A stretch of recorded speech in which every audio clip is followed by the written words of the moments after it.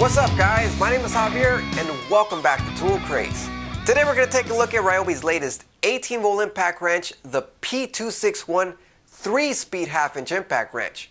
Right now this bad boy retails for $180 and that's for the kit.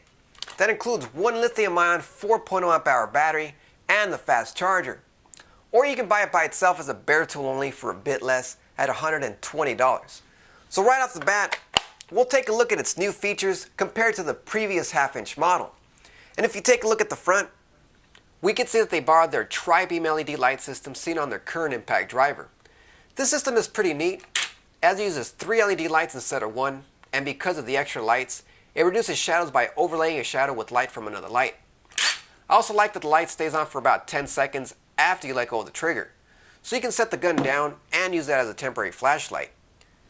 They also added more power compared to the previous unit. I believe the previous unit had 200 foot-pounds of torque, and this new model has 50% more power at 300 foot-pounds of torque. And that's a lot of power. And if you look at the top of the unit, they added a 3-speed selector switch so you can choose the power you need for the job at hand. Speed 3 is going to give you full speed, full torque, and full impacts per minute for the heaviest of jobs. Full power is great to have, but there's also going to be times when full power might just be too much and you need to tone it down a notch. That's where speeds 1 and 2 fit in. Speed 1 is the lowest power setting, and that's for putting a delicate touch so you don't over torque smaller fasteners. And speed 2 is a middle ground for speed and torque, and this is more for control as opposed to full speed and full power, speed setting 3. Some of the smaller fasteners such as lag bolts can actually snap if you put too much torque like speed 3. So speed 2 would actually be the better way to go in this regard. And of course it's got all the other features such as a variable speed trigger so you can fine-tune power output on any speed, and an electric brake to stop the anvil on a dime. This particular impact wrench uses a half-inch anvil, and instead of using a friction ring or D10 pin, even though it's listed as using a D10 pin, it's actually a ball D10 pin. You know, like the ones using your ratchet, so sockets slip on and off very easily. So it works about the same as a friction ring, where the sockets go on and off very easily, and not like the regular D10 pins, where you have to press the pin to release the socket. One of the biggest uses for these beefy impact wrenches are for use in construction, whether it be jobs like building decks using large fasteners such as lag screws, and also when it comes to framing, where you need to attach a framed wall to a concrete foundation using big old concrete anchors. This works very well at tightening the nut that holds a frame to the foundation. Obviously, this isn't the Ryobi 3-speed impact wrench in this clip, but an impact wrench will offer more power than an impact driver and is better suited for this type of job. So, while I already finished a few framing projects, I decided to try this 3-speed impact wrench over at my small storage room and reinforce my shelves for added strength and weight capacity. When I first built them, I used regular 3-inch screws to attach them to the wall, but I felt if I ever wanted to load them up with lots of weight, lag screws were the way to go. I went with 5/16 inch lags that were 4.5 inch deep. I could have done this with an impact driver, but that would have taken ages. So with an impact wrench such as this one, you get tremendous amount of torque. Way much more than you would get with regular impact drivers, and it sunk those lags like a piece of cake. After I finished installing all the lags, I decided to build another shelf so I could have even more room to store even more tools on the wall. Once I was finished, I ended up sinking 28 4.5 inch long 5/16 inch lag screws. I used a fully charged 4.0 amp hour battery, and after all was said and done, it still had 2 out of 4 bars left on the fuel gauge, so it has very good runtime. So that entire project used 4.5 inch long 5/16 inch lag screws. While those lags are way bigger than regular wood screws, when it comes to an impact wrench, they're actually pretty small. So let's move it up a notch to a bigger size, starting off with a bigger 6-inch long 1/2 inch lag screw. Also keep in mind that this lag was driven without the use of a pre-drilled pilot hole.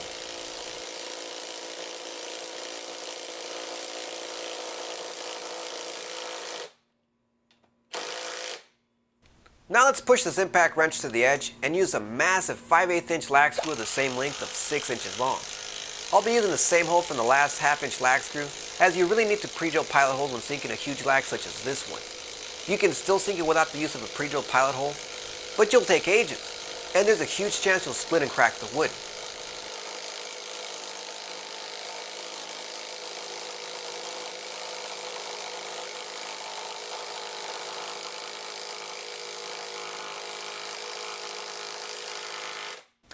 And besides their use in general construction, many mechanics are starting to switch over to these coreless impacts more and more.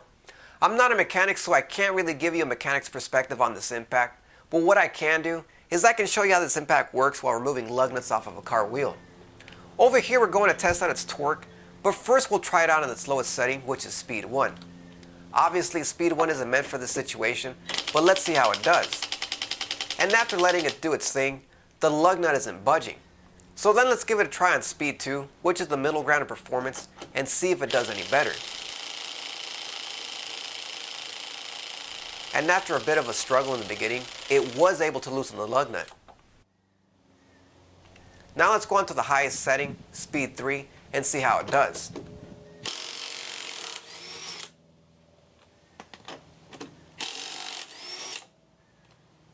And we can see that it can easily break the lug nuts free. So overall, it has very good power output, at 100 more foot-pounds than the previous model. At 300 foot-pounds, it brings it right there with the top brands such as DeWalt, Makita, and Milwaukee's brushed high-torque impact wrenches, but at a lower price point. In fact, you can get this impact wrench in a kit that includes one battery and a charger for about the price you'd pay for the other brand's bare tool. So right off the bat, it's a very good value, especially considering you get a few extra features such as the 3 speeds and the tri-beam LED lights at the front. Alright guys, thanks for taking a look at the new 3-speed half-inch impact wrench from Ryobi. I hope you guys enjoyed it as much as I did, and if you have any comments or questions, let us know in the comment section below. And don't forget to like this video, subscribe to my YouTube channel, follow me on social media, and over at the web at toolcraze.net for more tool reviews and news. Thanks for watching, and I'll see you guys next time.